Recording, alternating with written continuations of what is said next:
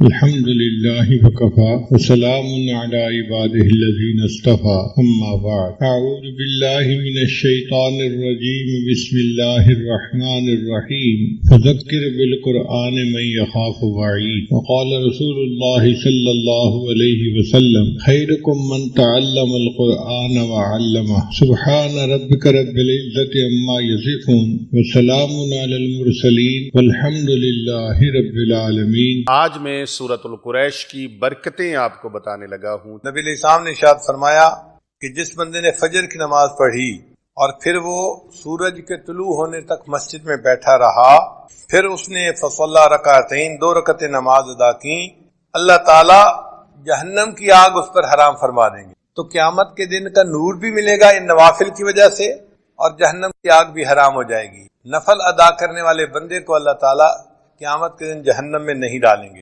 ربیہ بن کعب رضی اللہ تعالیٰ نے فرماتے ہیں کہ میں نبی علیہ السلام کے ساتھ تھا تو اللہ کے حبیب صلی اللہ علیہ وسلم نے فرمایا کہ جو بندہ نفل ادا کرنے والا ہوگا اللہ تعالیٰ اس کو قیامت کے دن میری رفاقت عطا فرمائیں گے۔ آپ ذرا سوچئے یہ کتنا بڑا انعام ہے کہ ان نوافل کے ادا کرنے پر اللہ تعالیٰ قیامت کے دن نبی علیہ السلام کی رفاقت ادا فرمائیں۔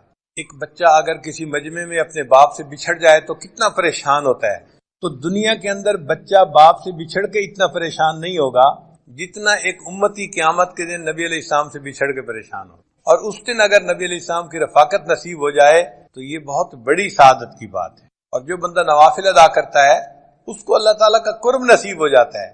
حدیث مبارک میں ہے یتقرب الی عبدی بالنوافل حتی احبہ، میرا بندہ نوافل کے ذریعے میرا ایسا قرب حاصل کر لیتا ہے کہ میں اس سے محبت کرنے لگ جاتا ہوں۔ یعنی نفل ادا کرنے والا بندہ اس سے اللہ تعالیٰ محبت فرماتے ہیں، اللہ کا قرب نصیب ہوتا ہے نوافل کے ادا کرنے میں۔ پھر اللہ فرماتے ہیں میں اس کی آنکھ بن جاتا ہوں جس سے وہ دیکھتا ہے، ہاتھ بن جاتا ہوں جس سے وہ پکڑتا ہے، میں زبان بن جاتا ہوں جس سے وہ بولتا ہے۔ سبحان اللہ، یہ حدیث مبارکہ تو بڑے عجیب مضمون کی حامل ہے کہ اللہ تعالیٰ فرماتے ہیں میں اس کے ہاتھ بن جاتا ہوں جس سے وہ پکڑتا ہے، آنکھ بن جاتا ہوں جس سے وہ دیکھتا ہے۔ محدثین نے اس کے معنی یہ لکھے ہیں کہ یہ جو جسم کے اعضاء ہیں یہ انسان کے معاون ہوتے ہیں۔ دیکھیں ہم جو کام بھی کرنا چاہتے ہیں تو ہاتھ، پاؤں، آنکھ یہ سب ہمارے معاون ہیں، ان کے ذریعے سے ہی ہم وہ کام کرتے ہیں۔ تو جب اللہ تعالیٰ نے فرمایا کہ میں اس کی آنکھ بن جائے کاموں سے روک دی، اب ہم نماز بھی پڑھ رہے ہوتے ہیں، برے کام بھی کر رہے ہوتے ہیں۔ وجہ کیا کہ ہماری نماز سے ہی نماز ہی نہیں، ہم اٹھک بیٹھک کر رہے ہوتے ہیں، غفلت کی نمازیں پڑھ رہے ہوتے ہیں۔ اللہ تعالیٰ ارشاد فرماتے ہیں اقم الصلاۃ لذکری، نماز قائم کرو میری یاد کی خاطر۔ اور ہماری نماز میں تو دکان کا کام کاروبار چل رہا ہوتا ہے، ادھر ادھر کے خیالات کا سلسلہ جاری ہوتا ہے، ایسی نماز پھر تاثیر نہیں لا پاتی۔ تو نماز کے اثرات ہم پر مرتب نہیں ہوتے، اس لیے پھر گناہ نہیں چھوٹتے۔ تو نماز کو نماز بنانا اس کے لیے محنت کرنی پڑتی ہے۔ اگر کوئی کویسچن پوچھے فرض کرو آپ سے جی آپ نے نماز کو بنانا سیکھا، ہم نے کہا نماز بنا، بس بچپن میں قاری صاحب نے ہمیں نماز یاد کروا دی اور ہم نے لوگوں کو جیسے دیکھتے تھے پڑھتے ہوئے ایسے پڑھنی سیکھی کہاں ہے نماز۔ ہم پہلے وقتوں میں مشائخ کے پاس آ کے لوگ نماز پڑھنا سیکھا کرتے تھے۔ حضرت سید احمد شہید رحمۃ اللہ علیہ کے پاس ایک صاحب آئے اور کہنے لگے کہ حضرت میں آپ کی خدمت میں اس لیے حاضر ہوا ہوں کہ مجھے صحابہ جیسی نماز پڑھنی سکھا دیں، مجھے صحابہ جیسی نماز پڑھنی سکھا دیں۔ نبی علیہ السلام نے صحابہ کو سکھایا اور صحابہ نے آگے چنانچہ اللہ کے محبوب صلی اللہ علیہ وسلم نے کھڑے ہو کے صحابہ کو نماز پڑھ کے دکھائی، فرمایا صلو کما رأیتمونی اصلی، تم جیسے مجھے دیکھ رہے ہو نماز پڑھتے ہوئے اس طرح نماز پڑھو۔ تو ظاہری صورت تو ہم نماز کی بنا لیتے ہیں، لیکن نماز کے اندر اللہ کی طرف کس طرح دھیان ہونا چاہیے، کس طرح دنیا سے ہمیں کٹ کے نماز پڑھنی چاہیے وہ ہمیں سمجھ نہیں۔ اور دنیا کی محبت اتنی ہمارے دلوں میں ہوتی ہے کہ وہ ہماری جان نہیں چھوڑ۔ نماز میں بھی دنیا کا خیال۔ ایک بزرگ کسی نے پوچھا حضرت آپ کو نماز میں دنیا کا خیال آتا ہے؟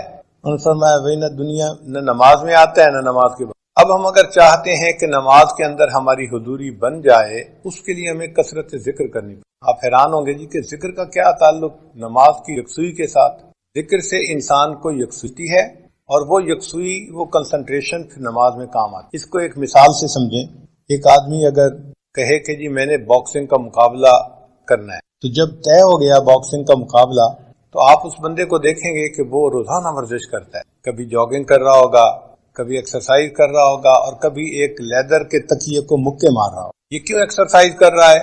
اپنے اندر مشق بڑھانے کے، مہارت بڑھانے کے، اپنے سکل کو امپروو کرنے کے لیے. چنانچہ لوگ سوئے ہوئے ہوتے ہیں اور وہ اکیلا لگا ہوا ہوتا ہے. ایک دفعہ مائک ٹائسن نے مقابلہ جیتا تو اس سے پوچھا گیا تم کیسے اتنے اچھے باکسر بن گئے کہ ہر بندے کو ناک آؤٹ کر دیتے. اس نے کہا کہ اس کے پیچھے ایک ہسٹری ہے میری زندگی کی. میرے گھر والے آرام کی نیند سو رہے ہوتے تھے اور برف باری کے ہے اس کو نہ پڑھنے پر بہت بڑی سزا ملتی. اس میں اختیار نہیں ہے بندے کا کہ جی کوئی پڑھے یا کوئی نہ پڑھے. نہیں، وہ ہر ایک کو پڑھنے ہیں، چاہے کوئی عام آدمی ہے، کوئی ولی ہے، کوئی صحابی ہے، سب کو پڑھنے ہیں. تو فرض کہتے ہیں لازم جو ہوتی ہیں. البتہ اس کے بعد کچھ اور بھی نمازیں ہوتی ہیں جن کو ہم سنت کہتے ہیں، وہ نبی علیہ الصلوۃ والسلام نے پڑھی ہیں، اور نبی علیہ الصلوۃ والسلام سے محبت کا تقاضا یہ ہے کہ ہم بھی ان کو پڑھیں. ان کا اجر بھی بہت. چنانچہ جو سنت مؤکدہ ہیں 12، جیسے ظہر کی 4 سنتیں، فجر کی 2 سنتیں، اور مغرب کے بعد بھی 2 سنتیں ہیں، اور عشاء کے فرض کے بعد بھی سنتیں ہیں. ان سنتوں کو جو بندہ باقاعدگی سے پڑھتا ہے، حدیث پاک میں آتا ہے اللہ تعالیٰ قیامت کے دن اس کو جہنم سے امن عطا فرمائے. پھر کچھ ایسی رکعتیں ہوتی ہیں جن کو ہم نفل کہتے ہیں، وہ بندے کا اللہ سے محبت کا اظہار ہوتا ہے. ان کو آپشنل کہتے ہیں. اگر کوئی پڑھ لے گا تو ثواب ملے گا، اگر نہیں پڑھے گا تو وہ فائدہ نہیں اٹھا پائے گا، کوئی سزا نہیں ہوتی اس کی. یہ نمازیں بھی بہت اہمیت کی. آج کل کے دور میں طبیعتوں میں سستی اتنی آ گئی ہے کہ نوجوان بس فرض پڑھتے ہیں یا مشکل سے سنت نماز پڑھی اور پھر مسجد سے چلے جاتے. وقت بھی ہوتا ہے، کوئی ڈنڈا لے کے سر پہ نہیں کھڑا ہوتا کہ بھئی نکلو یہاں سے.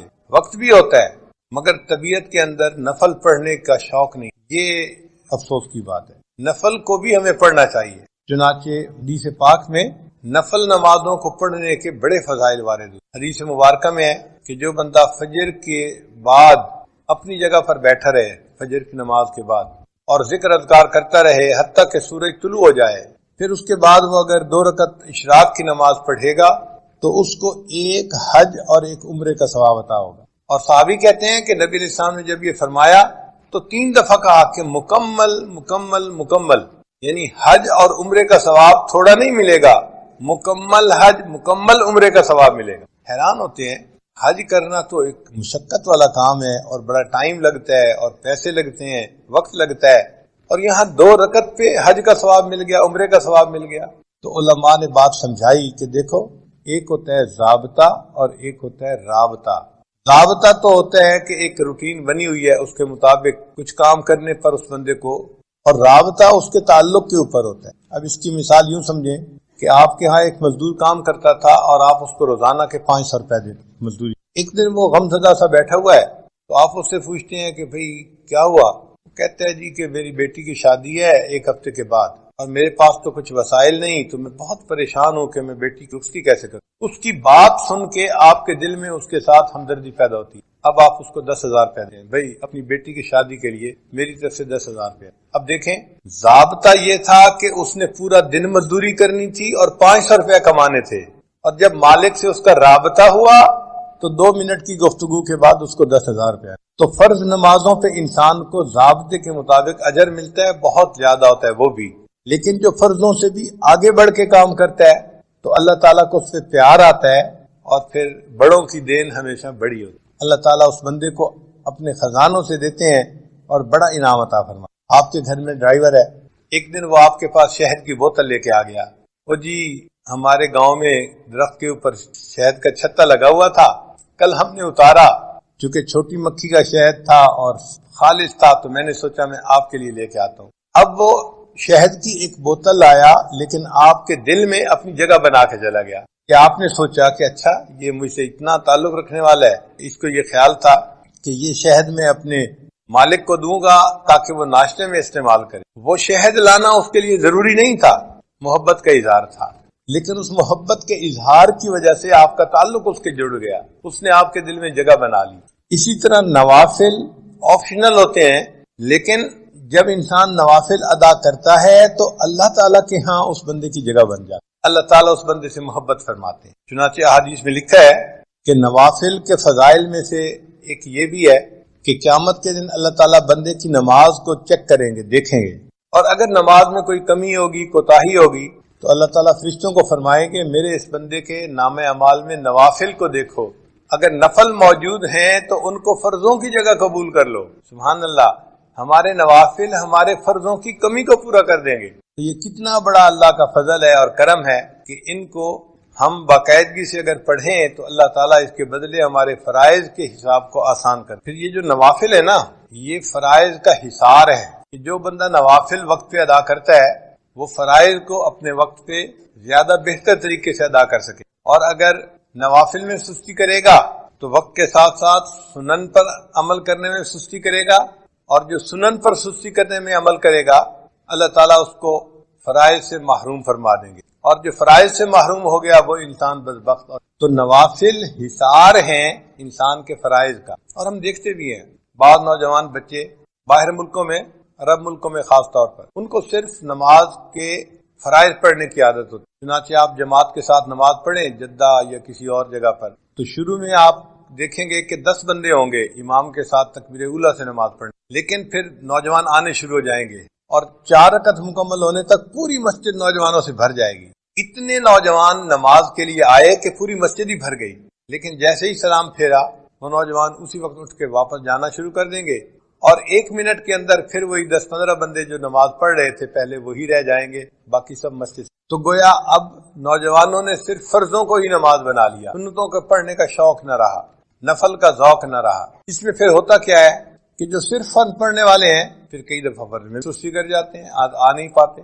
تو نوافل پڑھنے والا انسان یوں سمجھیں کہ اپنے فرائض کے گرد ایک حصار باندھ لیتا ہے، جس کی وجہ سے اس کے فرائض اچھے طریقے سے ادا ہو جاتے ہیں۔ حدیث مبارکہ میں ہمارے عمار ابن یاسر رضی اللہ تعالیٰ عنہ فرماتے ہیں کہ نبی علیہ السلام نے ارشاد فرمایا کہ جو بندہ نفل پڑھے گا اللہ تعالیٰ اس کے سب گناہوں کو معاف فرما دیں گے، اگرچہ وہ سمندر کی جھاگ کے برابر کیوں نہ ہو۔ تو نوافل کے ادا کرنے پر سمندر کی جھاگ کے برابر بھی گناہ ہوں گے، اللہ ان گناہوں کو معاف فرما دیں گے۔ تو سعادت ہے بندے کو نفل پڑھنے کی توفیق نصیب ہو جائے۔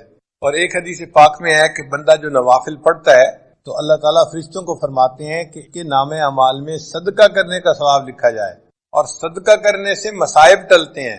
گویا نوافل پڑھنے والے بندے کے مصائب کو اللہ تعالیٰ اس کے اوپر سے ہٹا دیتے۔ آپ دیکھیں ہم اپنی پریشانیوں کے دور ہونے کے لیے کتنے فکر مند ہوتے ہیں، اور بعض لوگ تو عملیات کے پیچھے بھاگتے ہیں، اس سے پوچھو اس سے پوچھو کیا عمل کریں کیا عمل کریں۔ بھائی سب سے بہتر عمل آپ نفل پڑھنا شروع کر دیں، نمازوں کے ساتھ جو نفل ہیں ان نوافل کی برکت سے اللہ آپ کو مصیبتوں سے محفوظ فرما لیں گے۔ حضرت جابر رضی اللہ عنہ روایت کرتے ہیں کہ نبی علیہ السلام نے ارشاد فرمایا کہ جو لوگ دنیا میں نوافل ادا کرنے والے ہوں گے ان نوافل کے بدلے قیامت کے دن ان بندوں کو نور عطا کیا جائے گا۔ قیامت کے دن اندھیرا ہوگا اور ایمان والوں کے سروں کے اوپر نور ہوگا، جیسے ٹارچ ہوتی ہے نا بندے کے ہاتھ میں، اور اس ٹارچ کی روشنی میں وہ قیامت کے دن اندھیرے کا سفر کر رہے ہوں گے۔ اس وقت منافق ان کو کہیں گے کہ ذرا ہماری طرف بھی توجہ کیجیے، ہم آپ کے نور سے فائدہ اٹھا لیں۔ قیل ارجعوا وراءکم فالتمسوا نورا، ان کو کہا جائے گا واپس دنیا میں جاؤ، یہ نور تو دنیا میں ملا کرتا تھا، اب یہاں نہیں ملے گا۔ ہر بندے کو اس کا نور کام آئے گا۔ تو یہ نوافل قیامت کے دن ہمارے لیے نور۔ اب ایک بندے کے ہاتھ میں سیل فون کی روشنی ہے، ایک کے ہاتھ میں بیٹری کی روشنی ہے، اور ایک کے ہاتھ میں بلب کی روشنی ہے، تو بلب والا زیادہ خوش ہوگا کہ میری روشنی میرے لیے بہت کافی بھی ہے اور دوسروں کو بھی فائدہ پہنچا رہی ہے۔ تو جن لوگوں کے ایمان کا نور قیامت کے دن زیادہ ہوگا وہ قیامت کے دن خوش لوگ ہوں، خوشی کا اظہار کرنے والے لوگ۔ نبی علیہ السلام نے ارشاد فرمایا کہ جس بندے نے فجر کی نماز پڑھی اور پھر وہ سورج کے طلوع ہونے تک مسجد میں بیٹھا رہا، پھر اس نے فصلی رکعتین 2 رکعتیں نماز ادا کی، اللہ تعالیٰ جہنم کی آگ اس پر حرام فرما دیں گے۔ تو قیامت کے دن کا نور بھی ملے گا ان نوافل کی وجہ سے، اور جہنم کی آگ بھی حرام ہو جائے گی۔ نفل ادا کرنے والے بندے کو اللہ تعالیٰ قیامت کے دن جہنم میں نہیں ڈالیں گے۔ ربیعہ بن کعب رضی اللہ تعالیٰ نے فرماتے ہیں کہ میں نبی علیہ السلام کے ساتھ تھا تو اللہ کے حبیب صلی اللہ علیہ وسلم نے فرمایا کہ جو بندہ نفل ادا کرنے والا ہوگا اللہ تعالیٰ اس کو قیامت کے دن میری رفاقت عطا فرمائیں گے۔ آپ ذرا سوچئے یہ کتنا بڑا انعام ہے کہ ان نوافل کے ادا کرنے پر اللہ تعالیٰ قیامت کے دن نبی علیہ السلام کی رفاقت ادا فرمائیں۔ ایک بچہ اگر کسی مجمع میں اپنے باپ سے بچھڑ جائے تو کتنا پریشان ہوتا ہے، تو دنیا کے اندر بچہ باپ سے بچھڑ کے اتنا پریشان نہیں ہوگا اتنا ایک امتی قیامت کے دن نبی علیہ السلام سے بچھڑ کے پریشان۔ اور اس دن اگر نبی علیہ السلام کی رفاقت نصیب ہو جائے تو یہ بہت بڑی سعادت کی بات ہے۔ اور جو بندہ نوافل ادا کرتا ہے اس کو اللہ تعالیٰ کا قرب نصیب ہو جاتا ہے۔ حدیث مبارک میں ہے یتقرب الی عبدی بالنوافل حتی احبہ، میرا بندہ نوافل کے ذریعے میرا ایسا قرب حاصل کر لیتا ہے کہ میں اس سے محبت کرنے لگ جاتا ہوں۔ یعنی نفل ادا کرنے والا بندہ اس سے اللہ تعالیٰ محبت فرماتے ہیں، اللہ کا قرب نصیب ہوتا ہے نوافل کے ادا کرنے پر۔ پھر اللہ فرماتے ہیں میں اس کی آنکھ بن جاتا ہوں جس سے وہ دیکھتا ہے، ہاتھ بن جاتا ہوں جس سے وہ پکڑتا ہے، میں زبان بن جاتا ہوں جس سے وہ بولتا ہے۔ سبحان اللہ، یہ حدیث مبارکہ تو بڑے عجیب مضمون کی حامل ہے کہ اللہ تعالیٰ فرماتے ہیں میں اس کے ہاتھ بن جاتا ہوں جس سے وہ پکڑتا ہے، آنکھ بن جاتا ہوں جس سے۔ محدثین نے اس کے معنی یہ لکھے ہیں کہ یہ جو جسم کے اعضاء ہیں یہ انسان کے معاون ہوتے ہیں۔ دیکھیں ہم جو کام بھی کرنا چاہتے ہیں تو ہاتھ، پاؤں، آنکھ یہ سب ہمارے معاون ہیں، ان کے ذریعے سے ہی ہم وہ کام کرتے ہیں۔ تو جب اللہ تعالیٰ نے فرمایا کہ میں اس کی آنکھ بن جاتا ہوں، ہاتھ بن جاتا ہوں، اس کا ایک معنی تو یہ ہے کہ اللہ تعالیٰ اس کے کاموں میں اس کے معاون بن جاتے ہیں، اور دوسرا معنی یہ ہے کہ انسان کے اعضاء اس کے محافظ بھی ہوتے ہیں۔ اگر کوئی آدمی آپ کی طرف پتھر پھینکتا ہے فرض کرو تو آپ اپنے ہاتھوں سے اس کو کیچ کر لیتے ہیں، لگنے نہیں دیتے، روک لیتے ہیں۔ آپ کو کسی جگہ خطرہ ہو تو آپ بھاگتے ہیں وہاں سے بچنے کے لیے۔ تو اعضاء بندے کے محافظ بھی ہوتے ہیں۔ تو جب اللہ تعالیٰ بندے کے اعضاء کا ذکر فرما رہے ہیں تو محدثین نے کہا اس کا معنی یہ کہ اللہ تعالیٰ بندے کے محافظ بن جاتے ہیں اور اس بندے کی ہر برائی سے حفاظت فرماتے ہیں۔ علامہ اقبال نے کہا ہاتھ ہے اللہ کا بندہ مومن کا ہاتھ، یعنی وہ ہاتھ تو بندہ مومن کا ہوتا ہے لیکن اعمال ایسے ہوتے ہیں کہ جیسے وہ اللہ کا ہاتھ ہے۔ اللہ تعالیٰ قرآن مجید میں فرماتے ہیں اے میرے حبیب صلی اللہ علیہ وسلم جب آپ نے مٹی پھینکی تھی کافروں کی طرف، وما رمیتا اذ رمیتا ولکن اللہ رما، جب آپ نے وہ ریت پھینکی تھی ان کافروں کی طرف جو ان کی آنکھوں میں جا کے پڑی تھی، وہ آپ نے نہیں پھینکی تھی، وہ تو اللہ تعالیٰ پھینک رہے تھے۔ تو قرب کا ایک ایسا مقام مل جاتا ہے کہ بندے کا عمل ہوتا ہے لیکن اللہ اس عمل کو اپنی طرف منسوب فرما دیتے۔ اس لیے شاعر نے کہا گفتئے او گفتئے اللہ بود گرچہ از حلقو میں عبد اللہ بود، اگرچہ وہ بندے کے حلق سے بات نکلتی ہے لیکن اس بندے کی بات ایسے ہوتی ہے جیسے اللہ کی بات ہوتی ہے، اللہ ان کی زبان کا نکلی ہوئی بات کو پورا فرما دیتے ہیں۔ اور یہ تو ہم نے بھی اپنی زندگی میں مشاہدہ کیا بعض بزرگوں کی صحبت میں رہ کر کہ ان کے منہ سے بات نکل جاتی تھی اللہ پوری کر دیتے تھے۔ تو انسان کو قرب الہی کا ایسا مقام مل جاتا ہے ان نوافل کے ادا کرنے پر۔ اور ایک حدیث پاک میں ہے حضرت عقبہ بن عامر اللہ عنہ اس کی روایت کرتے ہیں کہ جو بندہ دن کے شروع میں چند نوافل ادا کر لیتا ہے اللہ تعالیٰ پورے دن کے کاموں میں اس کی کفالت فرماتے ہیں۔ یہ دیکھیں کتنی بڑی بات ہے کہ پورے دن کے کاموں میں اللہ اس بندے کی کفالت فرماتے ہیں جو دن کے شروع میں نماز پڑھ لیتا ہے، نوافل پڑھ لیتا ہے، اللہ اس کے کفیل بن جاتے ہیں۔ اللہ جب کفیل بن جائیں تو پھر کاموں میں مشکل نہیں رہتی۔ اور ایک حدیث قدسی ہے، امید ہے آپ اس کو دل کے کانوں سے سنیں گے۔ اللہ تعالیٰ ارشاد فرماتے ہیں اے ابن آدم تفرغ لعبادتی، تو میری عبادت کے لیے اپنے آپ کو فارغ کر لے، املأ صدرک غنن، میں تیرے سینے کو غنا سے بھر دوں گا، واسد فقرک، اور میں تیرے فقر تنگ دستی کے راستے کو بند کر دوں گا، یعنی نہ تجھے تنگ دستی آئے گی اور تیرے سینے میں غنا کو ڈال دوں گا، تو مستغنی ہو جائے گا سب سے، تجھے دوسروں کی حاجت نہیں رہے گی۔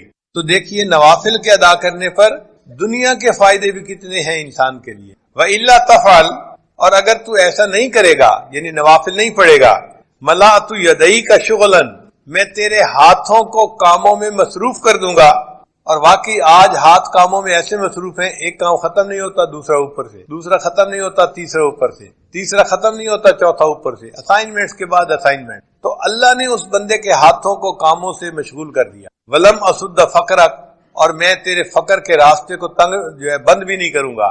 چنانچہ کاروبار بھی ہوتا ہے اور پیسے سے ٹائٹ بھی ہوتے ہیں، اس کا قرضہ دینا ہے، اس کا قرضہ دینا ہے، اور جی 5 کنٹینر ادھر پھنس گئے، 2 کنٹینر ادھر پھنس گئے، اب مصیبت میں پڑے ہوئے ہیں اور مانگنے والے تنگ کر رہے ہیں۔ ہونے کے باوجود یہ بندہ پریشان ہوتا ہے، اللہ اس کے تنگ دستی کے راستے کو بند نہیں کرتے۔ تو نوافل پڑھنے کا دیکھو یہ کتنا بڑا اجر ہے کہ اللہ تعالیٰ بندے کو غنا عطا فرما دیتے ہیں دل کا، اور دوسرا فقر کے راستے کو اللہ اس کے لیے بند کر دیتے ہیں۔ ان نوافل میں جو سب سے اہم نوافل ہیں وہ ہیں جو فقہا نے فرض نمازوں میں نوافل کہے ہیں نا، جیسے ظہر کی نماز پڑھی، تو آپ نے 4 رکعت سنت پہلے پڑھی، پھر 4 رکعت فرض پڑھے، پھر 2 رکعت سنت پڑھی، پھر اس کے بعد 2 رکعت نفل بھی ہیں.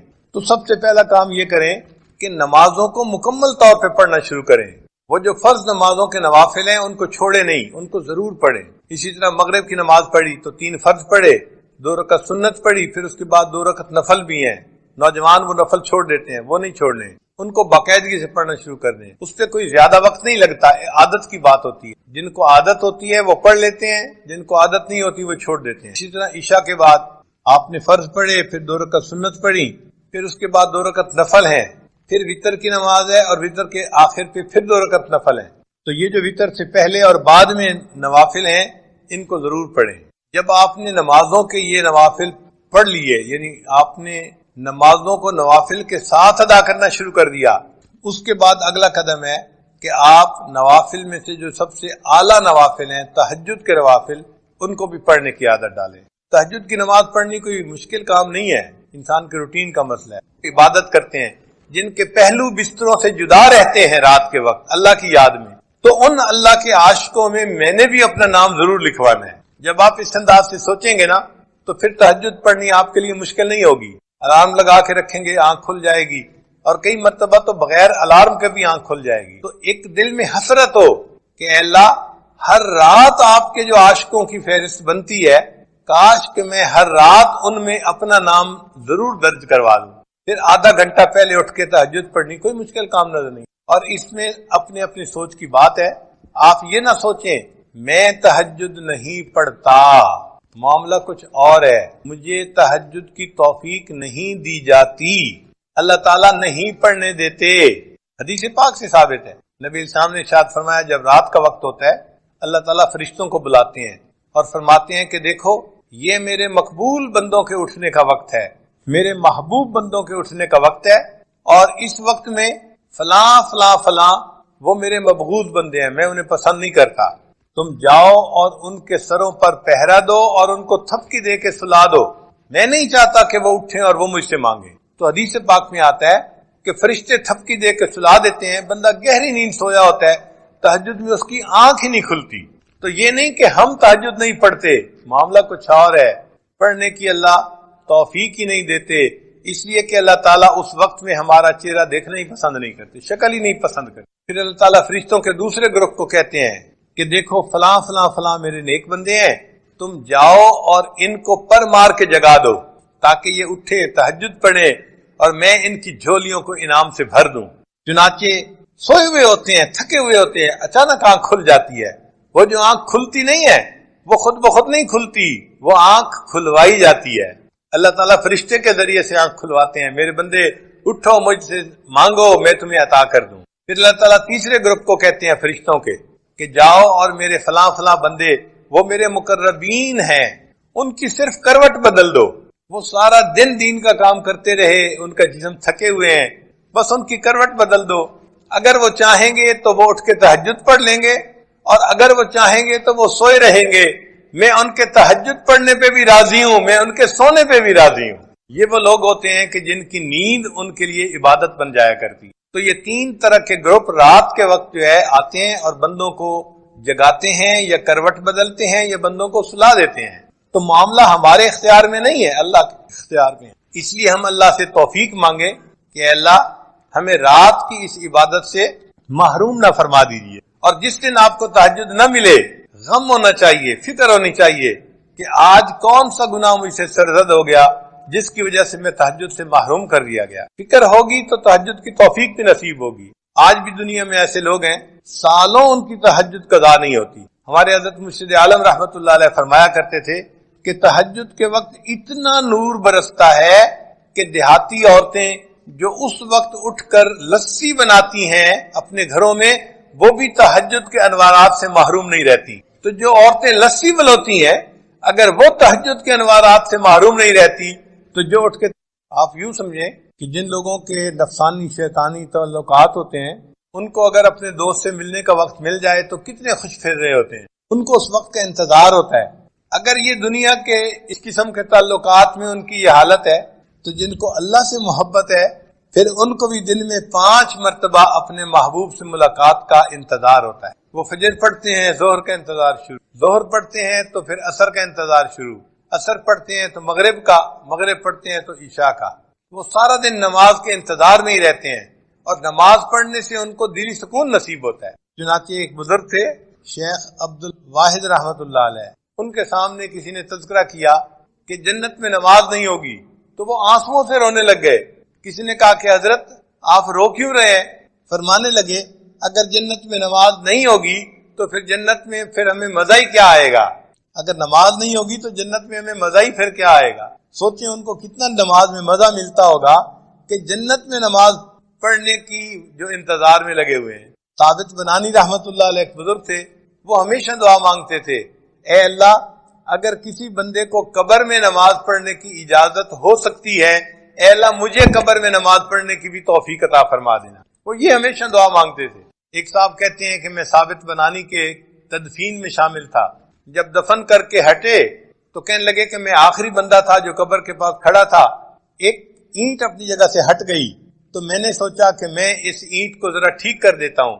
وہ کہتے ہیں کہ ٹھیک کرنے کے لیے جو میں نے اینٹ کو اٹھایا، میں نے اپنی آنکھوں سے دیکھا کہ ثابت بنانی اپنی قبر میں نماز کی نیت کر کے کھڑے ہوئے۔ تو دیکھیے لوگ تو قبر میں نماز پڑھنے کی دعائیں مانگتے ہیں، اور ہم سے دنیا کی 5 نمازیں نہیں پڑھی جاتی، اور اگر پڑھتے بھی ہیں تو پھر نوافل چھوڑ دیتے ہیں۔ نوافل ضرور پڑھیں، کیا پتہ یہی نوافل قیامت کے دن ہمارے فرائض کی بدلے میں قبول کر لیے جائیں۔ اور تہجد کی نماز میں تو انسان کو خیر ملتی ہے۔ جو بندہ اللہ سے خیر لینا چاہے وہ تہجد کے وقت اٹھے اور اللہ سے مانگے، اللہ جھولیاں بھر دیتے ہیں۔ حدیث پاک میں ہے، اللہ تعالیٰ فرماتے ہیں حل من سائل فاعطی علی، ہے کوئی سوال کرنے والا کہ جسے میں عطا کروں؟ جب بادشاہ اعلان کروا رہا ہے کوئی مانگنے والا جسے عطا کیا جائے، اور مانگنے والے سوئے پڑے ہوتے ہیں تو ان کو کیسے ملے گا؟ تو تہجد کے وقت میں چاہے آپ 15 منٹ پہلے اٹھیں، آدھا گھنٹہ پہلے اٹھیں، اٹھ کے 4 رکعت پڑھ کے اللہ سے مانگنے والوں کی فہرست میں اپنا نام ضرور لکھوائیں، فقیروں کی فہرست میں اپنا نام ضرور شامل کر لیں۔ جب عشق سکھاتا ہے آداب سحر گاہی، جب عشق سکھاتا ہے آداب سحر گاہی، کھلتے ہیں غلاموں پر انداز شہنشاہی۔ عطار ہو رومی ہو، راضی ہو غزالی ہو، کچھ ہاتھ نہیں آتا بے آہ سحر گاہی۔ کوئی بھی ہو جب تک تہجد کا پابند نہیں بنے گا، اس کو اللہ تعالیٰ کے وہ معارف نصیب نہیں ہوں گے۔ تو اگر وہ معارف حاصل کرنا چاہتے ہیں، ہمیں اپنی تہجد کی نماز کو پکا کرنا پڑے گا۔ مرد بھی نماز کو پابندی سے پڑھیں، عورتیں بھی نماز کو پابندی سے۔ یہ سب سے افضل نماز ہے سالکین کے لیے، تہجد کی نماز۔ پھر اس کے بعد اشراق کی نماز ہے۔ اشراق کی نماز یہ ہے کہ انسان فجر کی نماز پڑھے، پھر اپنی جگہ پر بیٹھے ہوئے تلاوت کرے، تسبیحات پڑھے، اور جب سورج ایک نیزہ اوپر آ جائے تو اس وقت 2 رکعت 4 رکعت نوافل پڑھ لے۔ وہ اشراق کی نماز کہلاتی ہے، اور حدیث پاک میں ہے کہ اس نماز کو پڑھنے پر اللہ بندے کو ایک حج اور ایک عمرے کا ثواب عطا فرماتے ہیں۔ ہم تو ثواب کی خاطر پڑھتے ہیں نا، لیکن جو اللہ والے ہوتے ہیں نا وہ ثواب کی خاطر پڑھتے ہیں، مزے کی خاطر پڑھتے ہیں۔ ان کو ثوابوں کی طلب کم ہوتی ہے، اپنے محبوب سے محبت کا تعلق نبھانے کا ان کو شوق زیادہ ہوتا ہے۔ حضرت خواجہ مجذوب رحمۃ اللہ فرماتے ہیں بندگی سے ہمیں تو مطلب ہے، بندگی سے ہمیں تو مطلب ہے، ہم ثواب و عذاب کیا جانے۔ بندگی سے ہمیں تو مطلب ہے، ہم ثواب و عذاب کیا جانے، کس میں کتنا ثواب ملتا ہے، عشق والے حساب کیا ہے۔ عشق والوں کو ان حسابوں کا کیا پتا، وہ تو اللہ کی محبت میں نوافل پڑھ رہے ہوتے ہیں۔ اگر اشراق کے نوافل پڑھنے کی عادت پڑ جائے تو پھر اس کے بعد صلاۃ الضحیٰ، جس کو چاشت کی نماز کہتے ہیں، یہ دن کے 9 بجے جب سورج اتنا اوپر آ جاتا ہے کہ زمین گرم ہوتی ہے، ننگا پاؤں رکھنے سے پاؤں جلنے شروع ہو جاتے ہیں، اس وقت سے یہ ٹائم شروع ہوتا ہے، اور پھر زوال سے 1 گھنٹہ پہلے تک یہ رہتا ہے۔ اس کو صلاۃ چاشت کہتے ہیں۔ یہ اگر 2 رکعت بھی پڑھ لیں تو بہت اچھا، ورنہ 12 رکعت تک پڑھ سکتے ہیں۔ اس میں اللہ نے روزی کی برکت رکھی ہوئی ہے، چنانچہ جو بندہ چاشت کی نماز پڑھتا ہے اللہ تعالیٰ اس کو برکت والی روزی عطا فرما دیتے۔ اب بہت سارے لوگ اپنے دفتروں کی وجہ سے یہ لمبی نماز تو نہیں پڑھ سکتے، مگر کم از کم 2 رکعت تو پڑھنی چاہیے، انٹری تو ہو جانی چاہیے۔ بلکہ فقہا نے تو یہاں تک لکھا ہے کہ اگر یہ بندہ دفتر میں اتنا مصروف ہو جاتا ہے کہ وہاں اس کے لیے نفل پڑھنا ممکن نہیں ہوتا، تو اشراق کے وقت میں 2 رکعت نفل اشراق کی نیت سے پڑھ لے اور 2 رکعت نفل چاشت کی نیت سے پڑھ لے، اللہ اس کو بھی قبول فرما لیں گے۔ تو اشراق اور چاشت تو اس طرح ہو گئی۔ پھر اس کے بعد تیسری نماز ہے جس کو صلاۃ اوابین کہتے ہیں، وہ مغرب کے بعد 6 رکعت پڑھنی ہوتی ہیں نفل، مغرب اور عشاء کے درمیان میں۔ کوئی مشکل نہیں، اگر انسان ہمت کر لے تو پڑھ سکتا ہے۔ 6 رکعت نفل پڑھنے پہ 5 منٹ لگتے ہیں یا 6 منٹ لگتے ہیں، لیکن اجر پتہ ہے کتنا؟ حدیث پاک میں ہے کہ جو بندہ اوابین کے 6 رکعت نفل پڑھتا ہے، اللہ اس کو 12 سال کی عبادت کا ثواب عطا فرما دیتے۔ 6 رکعت پڑھنے پر 12 سال کی عبادت کا ثواب ملا تو سوچئے یہ کتنا بڑا انعام ہے۔ جو لوگ حفاظ ہیں وہ تہجد میں قرآن پڑھا کریں، منزل جو ہوتی ہے نفلوں میں۔ اگر تہجد میں اٹھنا مشکل ہے تو پھر دوسرا طریقہ مغرب اور عشاء کے درمیان 2 رکعت 4 رکعت میں اگر ایک پارہ پڑھ لیں تو ان کے قرآن پاک کی منزل پکی رہے گی ہمیشہ۔ اور رات کی نماز کو تہجد کی نماز کہتے ہیں۔ تو گویا 5 فرض نمازیں ہوئیں اور 4 نفل نمازیں ہوئیں، اشراق، چاشت، اوابین، تہجد۔ تو جیسے عام لوگ 5 فرض نمازوں کا اہتمام کرتے ہیں، جو سالکین ہوتے ہیں ان کو 9 نمازوں کا ایسے اہتمام کرنا چاہیے۔ ان کے لیے یہ 4 نمازیں بھی محبت کی بنا پہ فرض کی مانند ہوتی ہیں نفل نمازیں، لیکن محبت کے میدان میں وہ اس طرح اس کو ادا کرتے ہیں جیسے فرض ہوتا ہے۔ پھر اس کے بعد بھی کچھ نمازیں ہیں۔ انسان جب وضو کرتا ہے تو تحیت الوضو 2 رکعت نفل پڑھنے وہ بھی مسنون ہے۔ مسجد میں داخل ہوتا ہے تو 2 رکعت تحیت المسجد پڑھنا یہ بھی مسنون۔ تو ان نمازوں کو بھی پڑھنا چاہیے، جب موقع ملے تحیت الوضو پڑھیے، تحیت المسجد پڑھ لیجئے۔ پھر اگر انسان سے کوئی غلطی ہو گئی تو صلاۃ التوبہ 2 رکعت توبہ کے پڑھنا یہ بھی حدیث سے ثابت ہے۔ پھر اگر اللہ نے کوئی نعمت عطا فرما دی تو 2 رکعت شکرانے کے ادا کرنا یہ بھی حدیث پاک سے ثابت ہے۔ ان نمازوں کو جتنا آپ پڑھ سکتے ہیں اتنا پڑھیں، ان کا اجر ملے گا، اس کے بدلے فرض قبول ہو جائیں گے، اور قیامت کے دن اللہ تعالیٰ بندے کو نبی علیہ السلام کی رفاقت عطا فرمائیں گے اور اونچا مرتبہ عطا فرمائیں گے۔ اور ایک خاص نقطہ ان نوافل کو پڑھنے کے لیے یہ ہے کہ نوافل کو چھوڑا نہ کریں۔ کیوں؟ ہم نہیں جانتے کس جگہ کا کیا ہوا ہمارا سجدہ ہمارے اللہ کو پسند آ جائے۔ تو یہ سوچا کریں کہ ہو سکتا ہے، علامہ اقبال نے کہا واقف ہو اگر رب کریم نے بھی ارشاد فرمایا وبالوالدین احسانا، کہ تم اپنے والدین کے ساتھ حسن سلوک کا معاملہ کرو، حتیٰ کہ اگر وہ کافر اور مشرک بھی ہوں تو بھی ان کے ساتھ اچھے انداز سے زندگی گزارو۔ وصاحبہما فی الدنیا معروفا، دنیا کے معاملات میں ان کے ساتھ اچھائی کا معاملہ برتو۔ چنانچہ ایک بڑے بزرگ تھے جو صاحب دعا تھے، مستجاب الدعوات تھے۔ ایک بندہ بہت ہی پریشان حال تھا، اس نے سوچا کہ بھئی میں ان کے پاس جاؤں گا، سنا ہے کہ ان کی ہر دعا قبول ہوتی ہے۔ چنانچہ وہ کہنے لگا جی میں آپ کے گھر آنا چاہتا ہوں، میں آپ کو کچھ حالات سناؤں گا۔ وہ اسے لے کر گئے۔ جب وہاں گئے تو اس نے دیکھا کہ ان کے گھر کے اندر 2 سور بندھے ہوئے ہیں۔ بڑا حیران ہوا، اللہ کا ولی، اتنا مقام کہ مستجاب الدعوات، سور بندھے ہوئے ہیں۔ انہوں نے مہمان کو بٹھایا، پہلے ان سوروں کو جو ان کا دانا تھا وہ ڈالا، پھر آ کر بیٹھ گئے۔ اس نے حالات بتائے اور بتا کر اس نے ان سے دعا کے لیے کہا، انہوں نے دعا کر دی۔ جب ذرا بات بڑھی تو اس نے پوچھا کہ جی آپ کو اللہ نے یہ مقام دیا، بڑے بڑے مشائخ نے تصدیق کی، یہ آپ کو مقام کیسے ملا؟ تو اس وقت ان کی آنکھوں میں آنسو آ گئے۔ کہنے لگے تم نے دیکھا کہ جب میں آیا تو میں نے 2 جانوروں کو دانا ڈالا؟ کہنے لگے ہاں۔ کہنے لگے وہ دونوں میرے ماں باپ، لیکن ایک مرتبہ اللہ کی شان میں ان دونوں نے ایسا گستاخانہ کلام کیا کہ اللہ نے ان کی شکلوں کو مسخ کر دیا، ان پر اللہ کا عذاب آ گیا۔ میرے تو ماں باپ تھے نا، میں نے ان کی خدمت کو اسی طرح جاری رکھا، اللہ نے ان کی خدمت کے صدقے مجھے مستجاب الدعوات بنا۔ آج کل کے نوجوان اپنے ماں باپ کو کچھ سمجھتے۔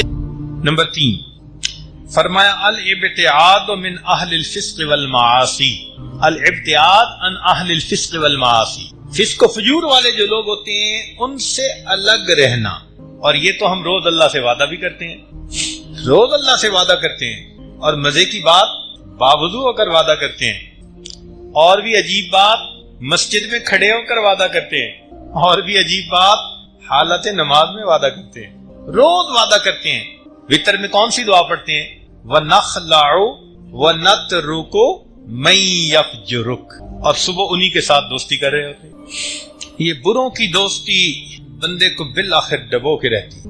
صحبت صالح ترا صالح کند صحبت طالع. ڈھاکہ میں ایک بزرگ گزرے ہیں، انہوں نے پنجابی زبان میں بڑا عجیب کلام کیا ہے. سلطان العارفین ان کا نام، ان کا لقب تھا. باہو وہ اپنا لقب کرتے تھے شاعری میں. تو ان کا ایک عجیب مطلب اشعار ہیں. فرماتے ہیں نال کسنگی سنگ نہ کریے کہ کون نو لاج نہ لائیے ہو. ہم برے دوست کے ساتھ دوستی نہ لگائیں اور اپنے نسب کو دھبا نہ لگا بیٹھے. نال کسنگی سنگ نہ کریے کہ کون نو لاج نہ لائیے ہو. کوڑے کھو کدی میٹھے نہ ہوندے بھاویں لکھ منا گڑ پائیے ہو. کڑوے کنویں ان کا پانی میٹھا نہیں ہوتا، چاہے لاکھوں من اس میں تم جا کر گڑ ڈال دو. جب پانی نکالو گے نا تو نیچے سے پھر کڑوا ہی نکلے گا. کاواں دے پتر ہنس نہ بن دے بھاویں موتی چوگ چگائیے ہو. کہ کوے کا بچہ کبھی ہنس نہیں بن سکتا، چاہے تم اسے موتی کی خوراک کیوں نہ کھلاؤ. سپاں دے پتر متر نہ ہوندے بھاویں چلیاں دودھ پلائیے ہو. اور سانپ کے بچے کبھی وفادار نہیں ہوتے، چاہے تم اپنی ہتھیلی پہ لے کر اس کو دودھ کیوں نہ پلاتے پھرو. اور آخر پر فرماتے ہیں تم بے کدی تربوز نہ ہوندے بھاویں توڑ مکے لے جائیے ہو.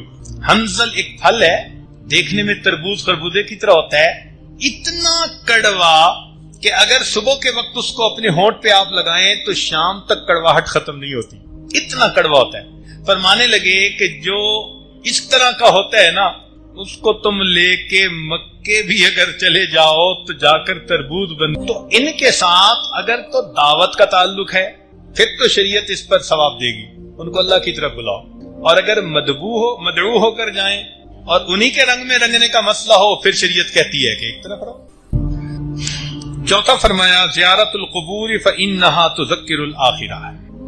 قبور کی زیارت کرنا اس لیے کہ قبور کی زیارت سے انسان کو آخرت کی یاد آتی ہے، دل کی سختی دور ہو جاتی ہے.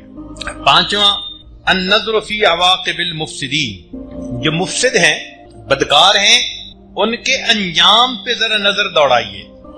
اس لیے کہ جو انسان بدکاریاں کرتا ہے اللہ رب العزت اسی